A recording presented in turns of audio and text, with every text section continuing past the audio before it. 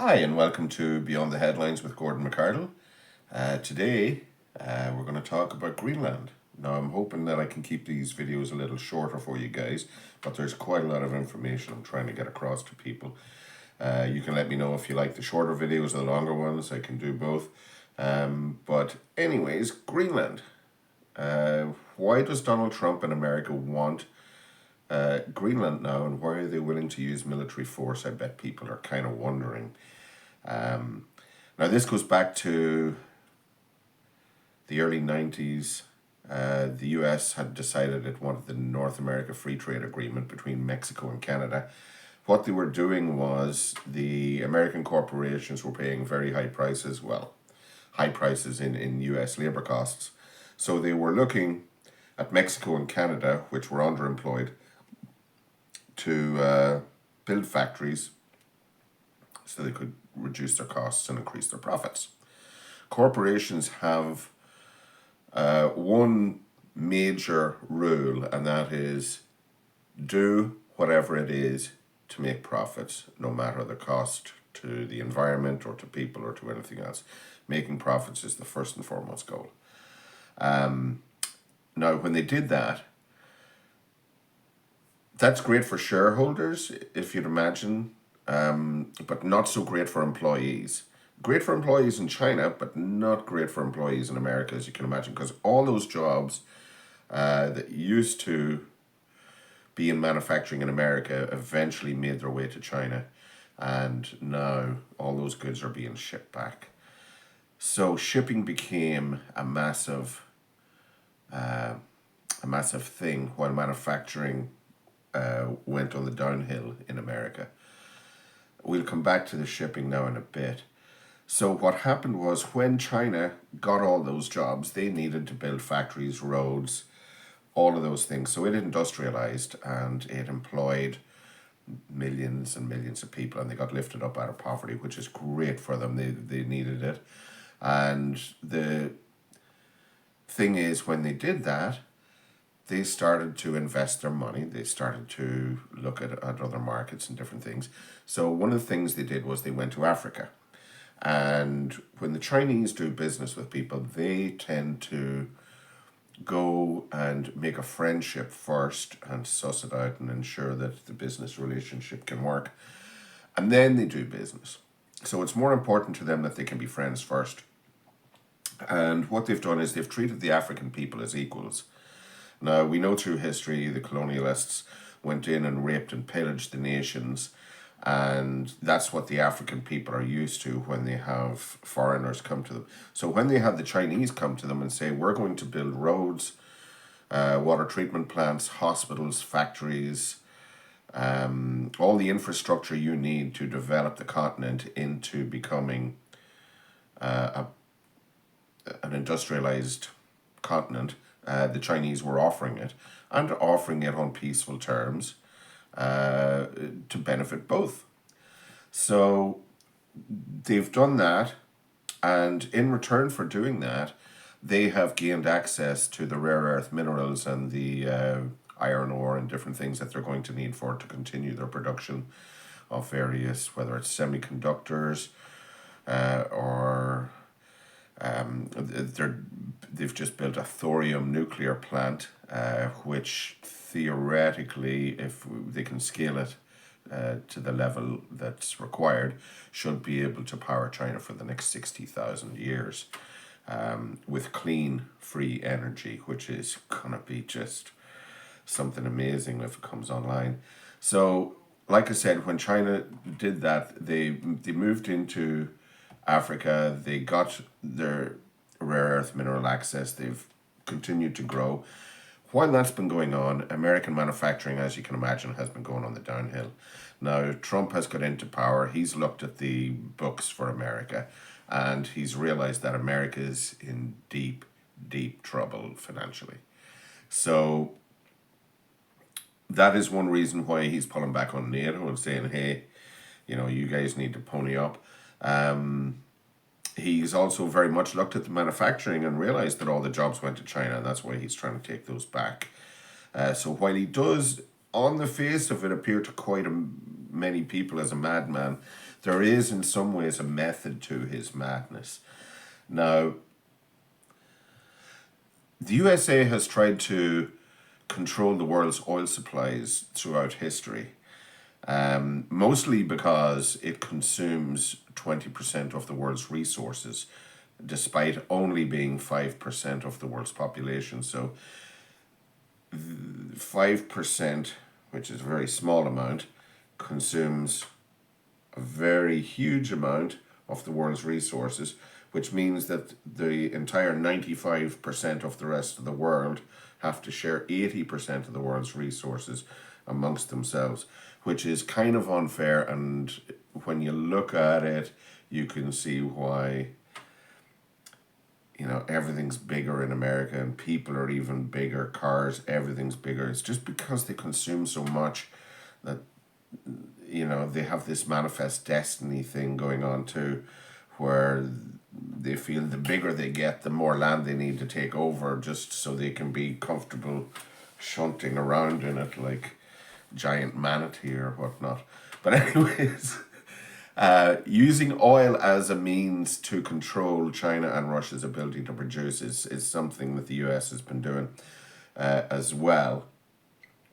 Now, those tactics haven't been very successful because Russia, if you look at a map, you can see that Russia actually covers about 10 time zones, while America is 3. So that'll give you an idea about the size of Russia and the availability of both rare earth minerals and oil and gas reserves that they would have in a land that's just so huge.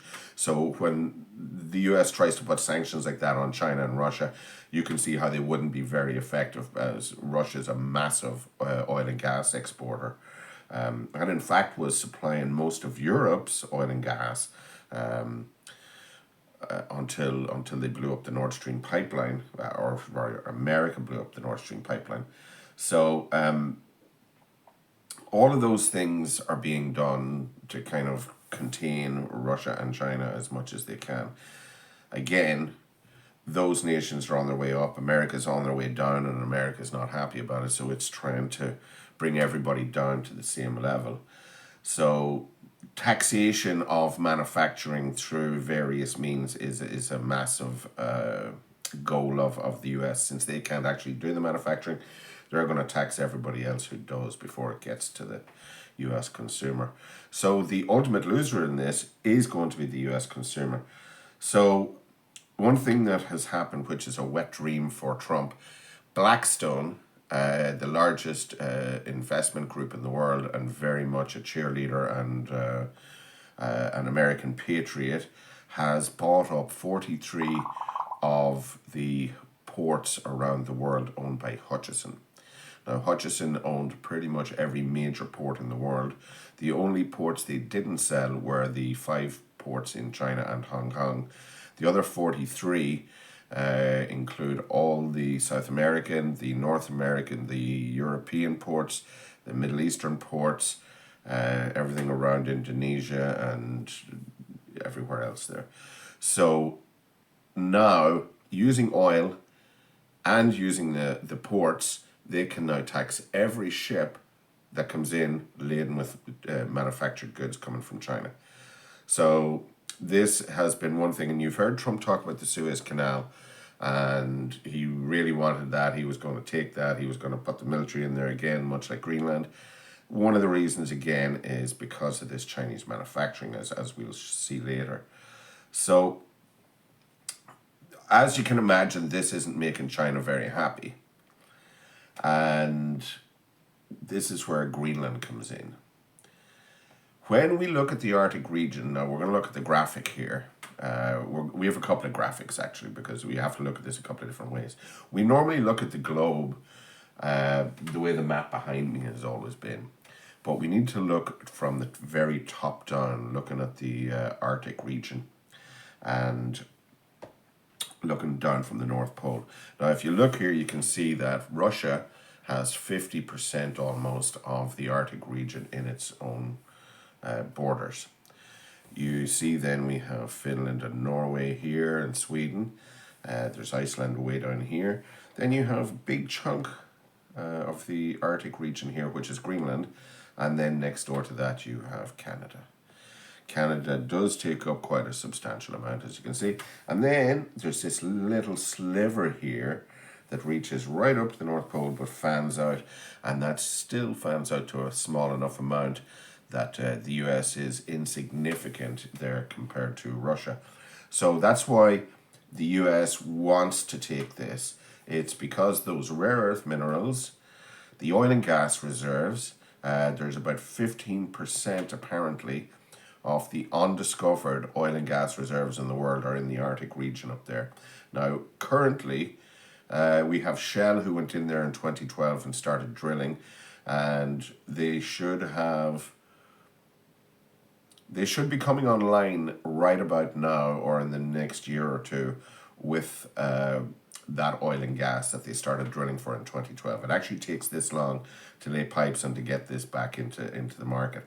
Now, Russia have a massive oil and gas field just 600 kilometers off the north coast up there, and that's in the Barents Sea region.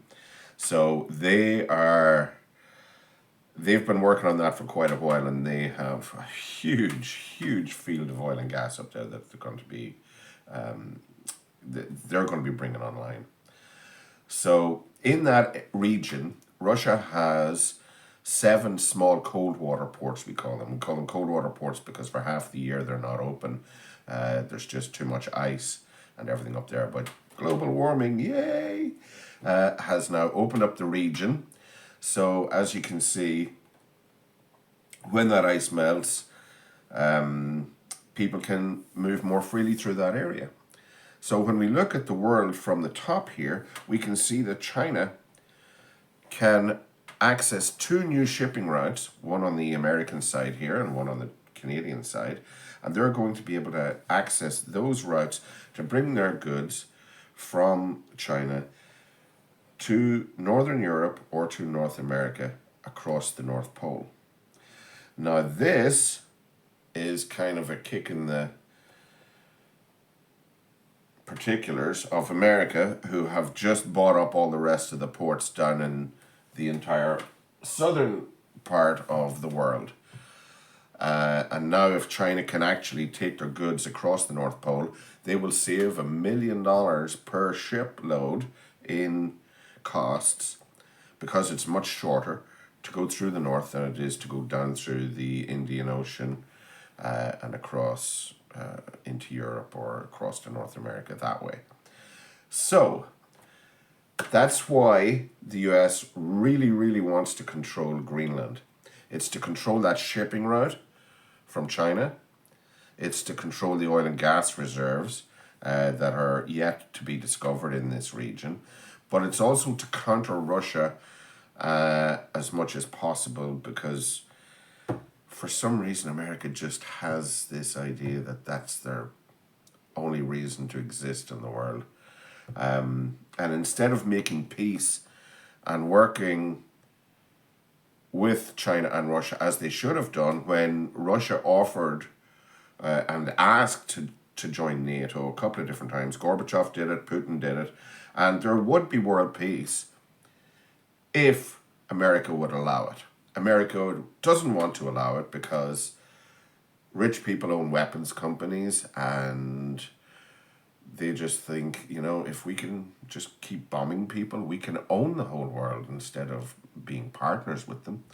So that's why the world is the way it is, and that's why the US now wants Greenland. So that's all I have for you today on Greenland. I'm going to be doing another couple of short videos here. We're going to hit up Israel and Gaza. There's a lot to be done on Israel and Gaza there. I've been kind of keeping that one on the back burner. So I'll be back soon. Thank you for watching. Hit the like and subscribe button if you appreciate what I'm doing here. Share it. Give me your critiques. Give me your comments. Let me know what you think, whether you agree or disagree. Anyways, thanks for watching. Till next time.